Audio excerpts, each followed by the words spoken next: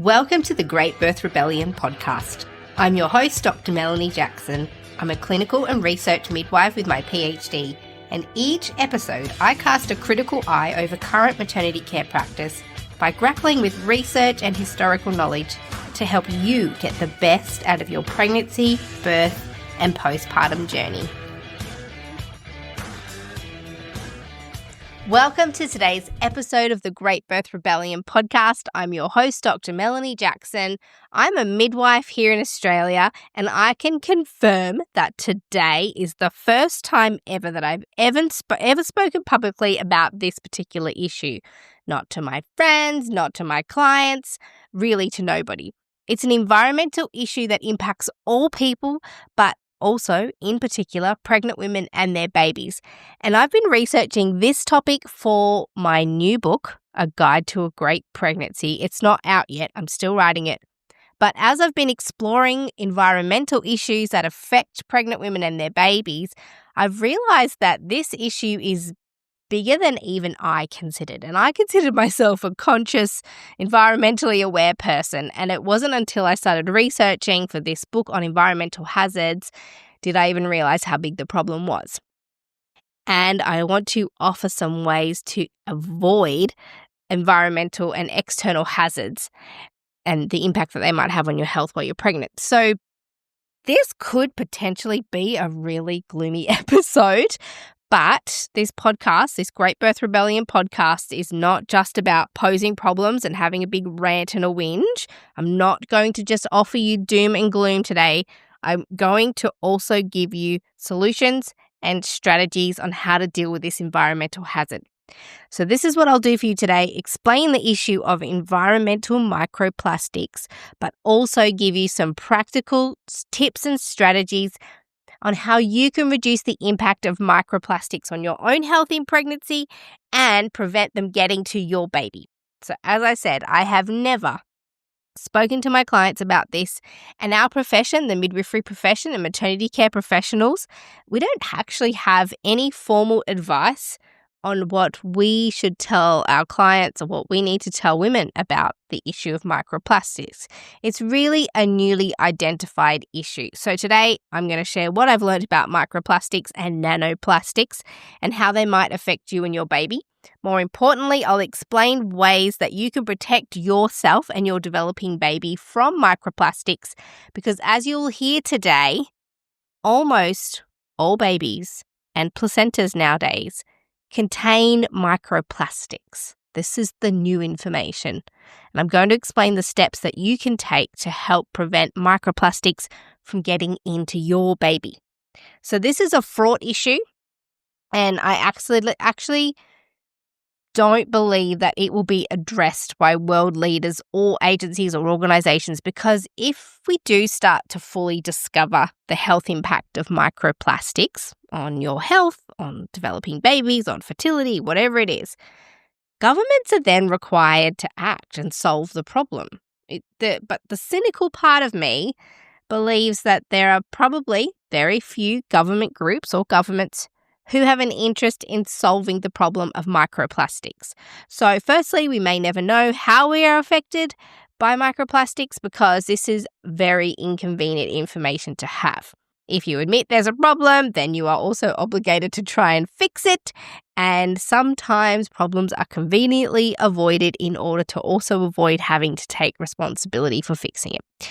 So there are organizations that are supposed to monitor for microplastics in our food supply. And currently the Food Standards Authority in Australia and New Zealand and Europe state that their current view is that plastic contamination of the food chain is unlikely to result in immediate health risks to consumers. So they've admitted, yes, there's plastic in the food supply. Their view is supported by the European Food Safety Associations, which also consider that while further work is required, it seems unlikely that microplastics are harmful to consumers. That's where our food standards authorities sit on the matter. But we are going to talk about that and more in this episode, including the practical strategies for how to avoid exposure, consumption, inhalation, absorption of micro and nanoplastics. But before we do that, in the interest of keeping this podcast completely free to you, the listener, I would like to thank doula and hypnobirth practitioner Poppy Child from Pop That Mama for sponsoring this episode.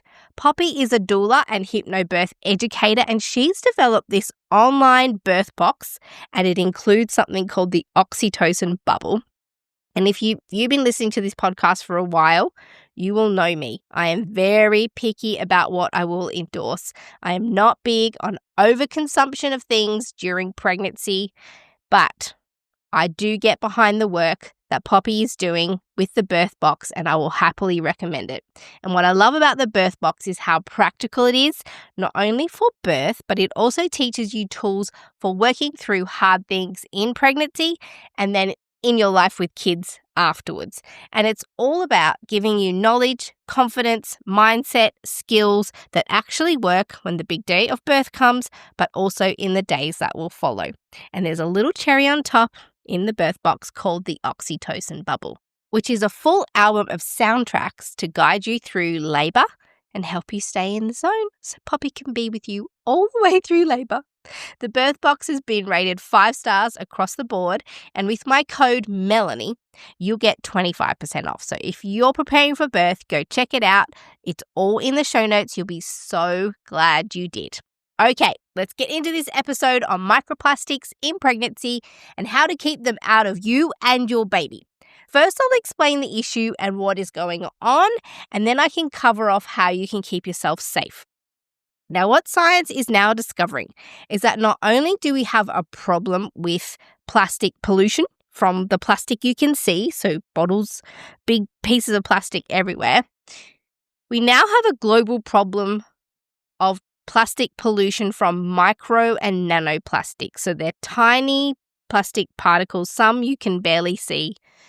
And microplastics and nanoplastics are derived from either when plastic degrades or disintegrates in nature. Plastic never truly disappears. It doesn't dissolve into nothing. It dissolves into particles, and that's what these microplastics are. They were either originally made to be less than 5 millimeters in size, such as microbeads, which are found in some beauty and personal care products, or they've disintegrated down to that size or smaller. So if you use things like facial products that are designed to scrub or exfoliate your skin, it's possible that that product contains tiny microplastic beads that act as the exfoliant, and they can enter your body during the treatment, just accidentally through your mouth. They're too big to be absorbed through your skin or inhaled, but probably if you would consume them. But worse than that is that when you wash that off, it goes into the water supply and out into the ocean. Ultimately, it ends up in the water supply, creating plastic pollution. And it's small enough pieces of plastic to be ingested by sea life. There have been studies about plastic pollution in the ocean, but also microplastic pollution. And microplastic is now a percentage component of the sea floor. It actually it's making up part of the sea floor. And in some areas of the ocean, plastics make up a greater content percentage than actual natural sea floor. So there's no doubt that micro and nanoplastic pollution is real, it's pervasive, and it's in our food chain. So we've come to know that microplastics are now found almost everywhere in the world, including the snow and water at the top of Mount Everest and in the deepest part of the ocean in the Mariana Trench. So truly nowhere on Earth is safe from microplastic contamination in the modern age. This is the world we exist in now. This is the world in which we conceive, grow, birth, and feed our babies. And as a result of this ubiquitous presence of microplastics over the world, it has come to also not be just a part of our planet, but a part of our bodies, a part of human bodies. So I'll talk about the science of that in a minute. But we know now that microplastics can now enter our body, and they don't just pass through, they stay. Given the spread of microplastics that are now found in the soil, the sea, where our food grows, the water we use on our food supply, and the water that we drink, it's in our food chain, but it's also in the air. So what science is discovering is that when we inhale or consume microplastics, they don't just pass through our bodies and get moved down and out. They have the ability to remain in our body, and there's no real way for our body to process and eliminate it. It's not like a compound that can be broken down and eliminated. We do have the ability to eliminate some toxins, but our body doesn't have an inbuilt process for removing microplastics. So if they get in there, there's almost no way to get them out. And so scientists have discovered that when plastic enters our body, it can traverse the digestive system, the respiratory system, and end up in our bloodstream to be carried around our bodies and deposited within our organs. And there has been some research about if there is ill health that results from this, which we'll get to. But for now, the point you need to know is firstly that microplastics are polluting the earth and our food, water, and air, and they are contained within products that we might use daily. You might use plastic-based products daily on and in our bodies. They're everywhere on earth and we interact with them. And the second thing we know is that microplastics can get into our bodies and are inside our bodies. We've found them. They're in our bloodstream. They've found them in organs. Those are the first two things to know. And if you're still not terrified yet, hang in there. I'm not going to try and terrify you more. I'm trying to give you information about how to keep you safe from this. This is just me explaining the landscape of the problem. So there is a growing body of research about the impact of microplastics on the human body, and our subject matter, the interest of the Great Birth Rebellion podcast, is how this impacts women and their babies. So today in this episode, we will talk about microplastics in pregnancy and what that means for you and your baby. So what we need to first know is that science is sure about one thing. Microplastics have been found in placentas, the cord blood of babies, which the cord blood is your baby's blood, in amniotic fluid, in meconium, which is your baby's first poo, and that forms before they're born. Microplastics have been found in the ovaries of women and the sperm of men, and also in breast milk and infant formula. This means that every part of the reproductive cycle is invaded by microplastics. We also now know that microplastics can cross the placenta and be implanted within it, but also plastics can move from your bloodstream into your baby's bloodstream. We know this because the baby excretes some of this plastic in its first poo in the meconium. And we also know that amniotic fluid is actually made by your baby. And so if there's microplastics in the amniotic fluid, there's also microplastics in your baby. And in 2020, scientists began to become aware of the impact of microplastics on pregnant women and their babies with the discovery of microplastics within human placentas for the first time. So this was only first discovered in 2020.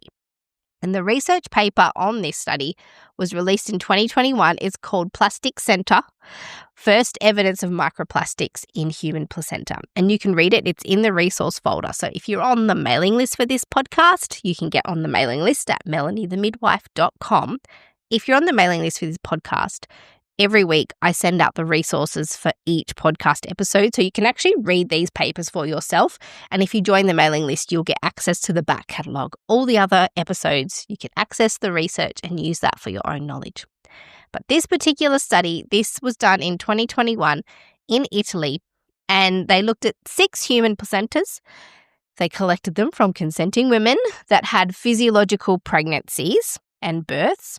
And they analysed the placentas to evaluate the presence of microplastics. In total, 12 microplastic fragments were found in 4 placentas, so 4 of the 6. 5 of those fragments were on the fetal side, on the baby side. 4 were in the maternal side, and 3 were in the membranes of the placenta. 4 out of the 6 collected placentas contained plastics.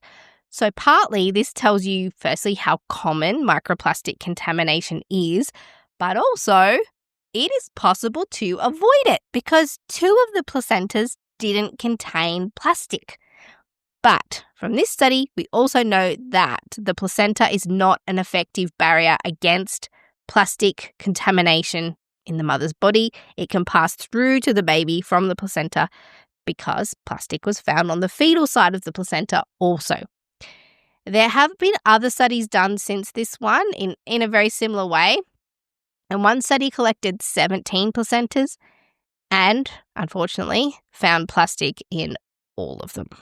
So, now we know that microplastics can get into us and into our babies and the baby's placenta, and scientists have been interested in understanding how embedded plastics have come to get into our bodies in the first place, and then how they get into our babies, and then also how and if they affect our health.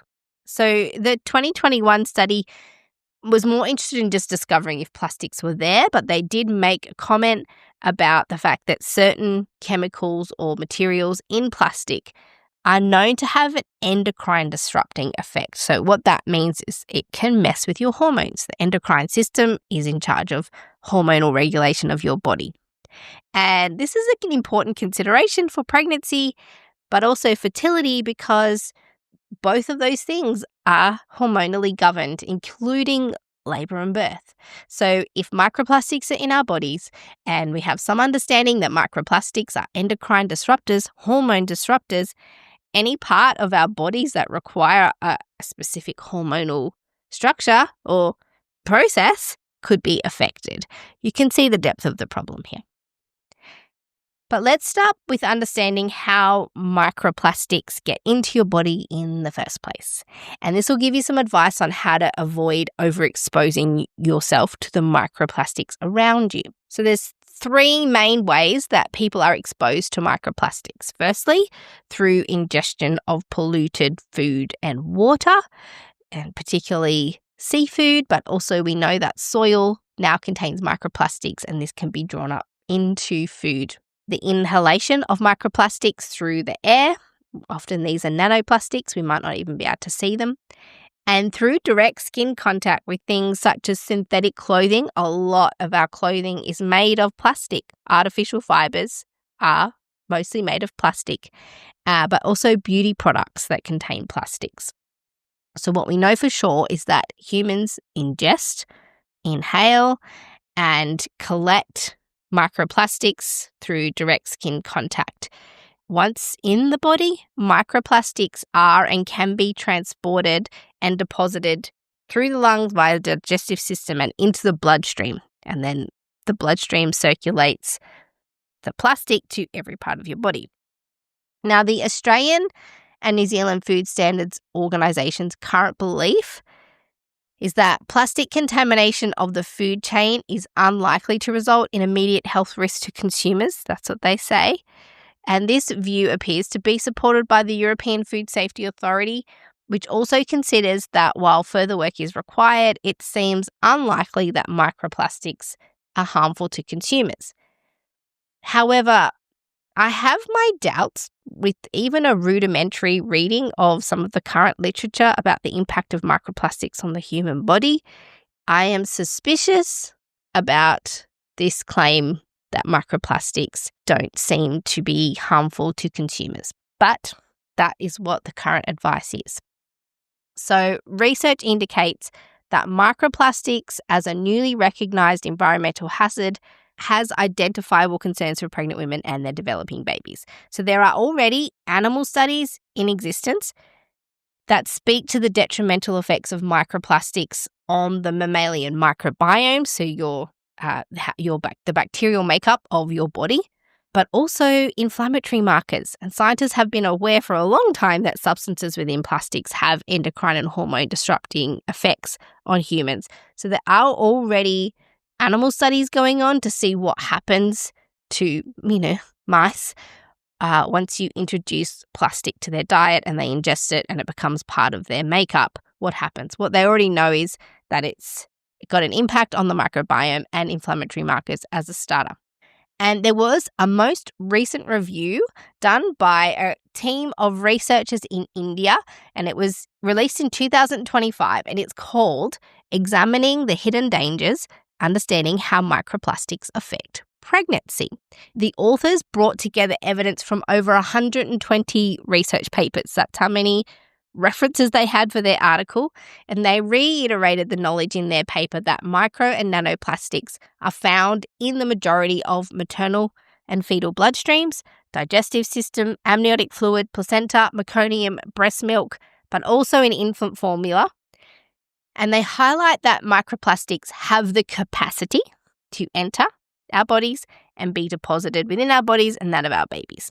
The authors identified some known results of the presence of microplastics in the human body, and they also cited the endocrine and hormonal disturbance, immune and inflammatory responses, the development of granulomas, oxidative stress, and microplastic impact upon the microbiome.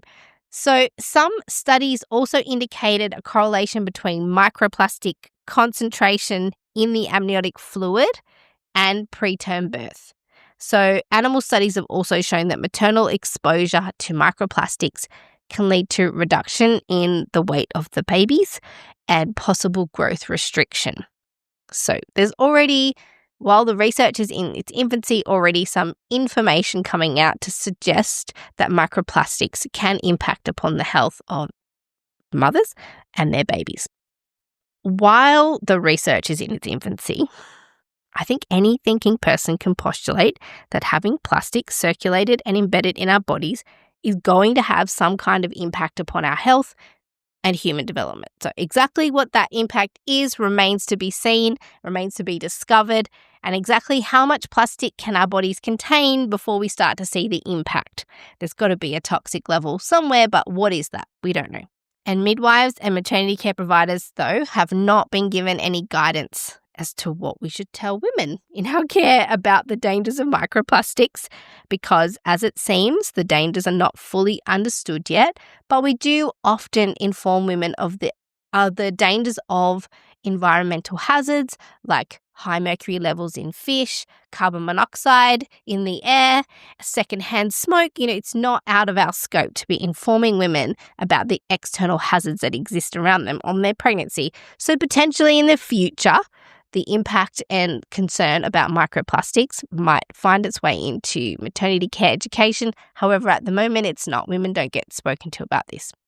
But if the idea of having plastic in your body, placenta, amniotic fluid, breast milk, or baby is alarming to you, here are some ways that you can reduce your ingestion, inhalation, and absorption of microplastics.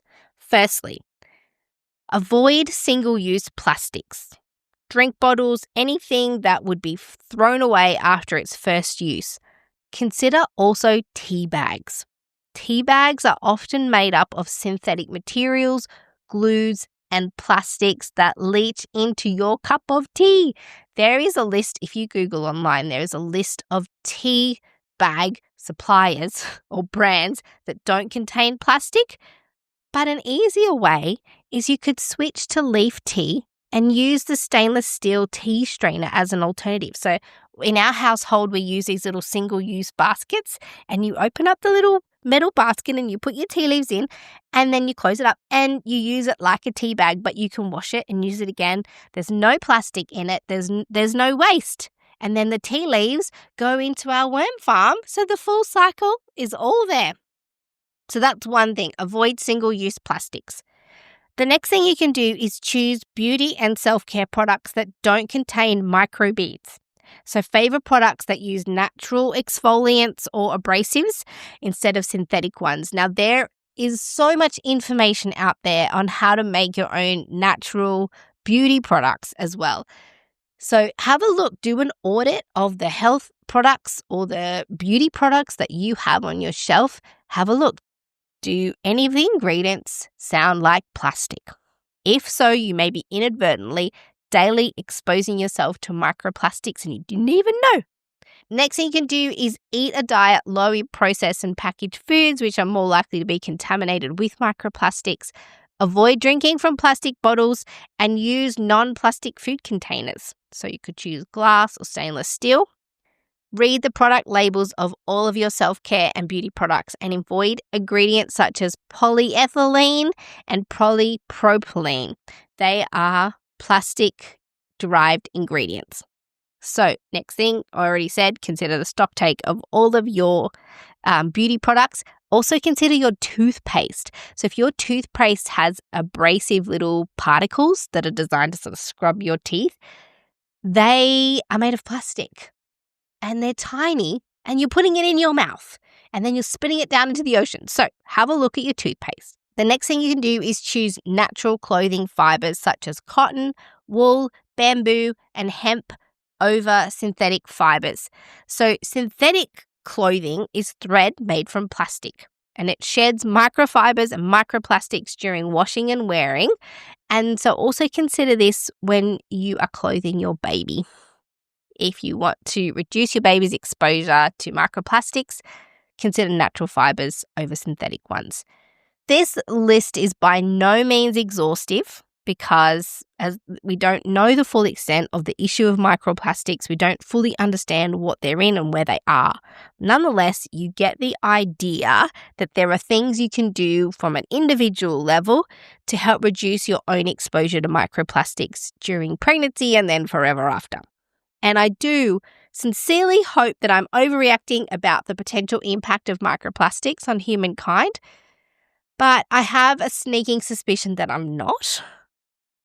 And if you'd like to read some of the research that I've spoken about in this episode, please do go to melaniethemidwife.com and sign up to the podcast mailing list, and you'll get immediate access to that resource folder and all of the research articles that I used to create this podcast episode. You'll also get them for previous episodes. And one last thing before I go.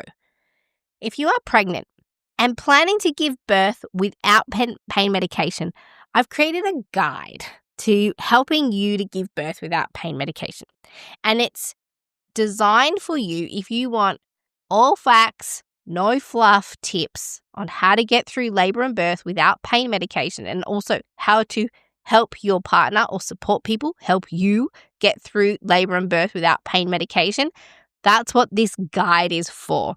So the link below in the show notes will take you straight there. You can click the link, get the guide, and you'll have all the tips you need to give birth without pain medication.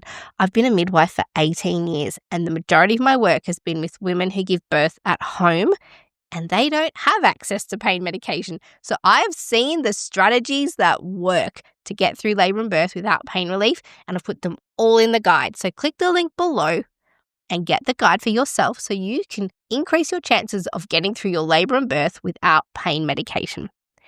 That has been this week's short and sweet but somewhat terrifying episode of the Great Birth Rebellion podcast. I'm your host, Dr. Melanie Jackson. I'll see you in the next episode of the Great Birth Rebellion. To get access to the resources for each podcast episode, join the mailing list at melaniethemidwife.com. And to support the work of this podcast, wear the rebellion in the form of clothing and other merch at thegreatbirthrebellion.com. Follow me, Mel, at Melanie the Midwife on socials, and the show at The Great Birth Rebellion. All the details are in the show notes.